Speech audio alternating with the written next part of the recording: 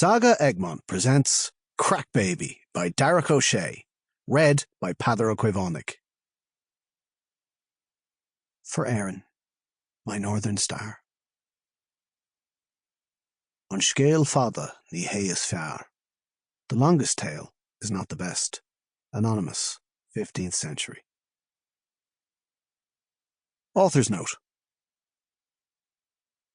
As with Motherfoclóir, this book is not intended to teach Irish or to defend or denounce state policies pertaining to the Irish language in the Republic of Ireland and Northern Ireland. It's not that I don't care about such policies. On the contrary, if someone could promise me that by writing that book I could end all those rehearsed, repetitive conversations forever, I'd write it, but nobody will make or keep that promise. What I've decided to do with the Motherfoclóir podcast is to talk to people about their own personal relationships with Irish, people with different levels of fluency and varying backgrounds. We've had conversations about how the Irish language interacts with technology, with the legal system, its use online and offline. We've chatted with Irish speakers living abroad and Irish speakers who've come from far away. We've had the kinds of conversations that don't always make it to mainstream radio, due to a pathological need to only ever ask about the way it's taught and the costs involved.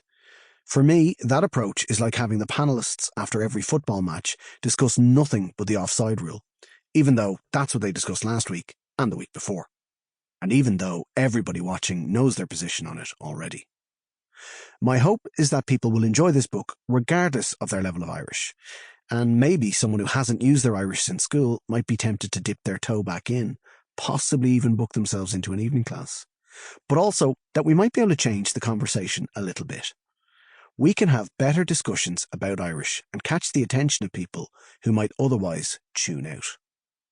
Darach O'Shea. P.S.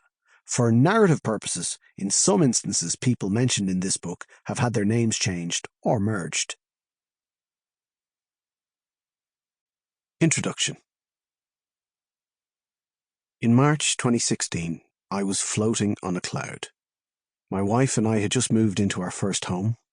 I had found a literary agent and was on the brink of signing a book deal. But most importantly of all, we were expecting our first child, and we already knew it was a little girl. The night before she was born, Erin and I wondered together what kind of person our daughter would grow up to be. Clever and beautiful, of course. Would she go to university in Dublin like her father, or Belfast like her mother? Erin never warmed to the familiar form ma'am, popular in the Republic. She would definitely start learning to drive earlier than her parents, who both left it ridiculously late. And obviously, she would go to the Gael school up the road. That wasn't even up for discussion. Our generation had been told how useless and pointless Irish was, but now our friends were telling us about their kids speaking Irish to each other on the way home from school. It didn't seem to be out of reach. None of these things seemed to be out of reach. All she needed was a name and a birthday. This conversation would come to haunt me over the following days. Shortly after Lassarina was born, we were told that she had Down syndrome.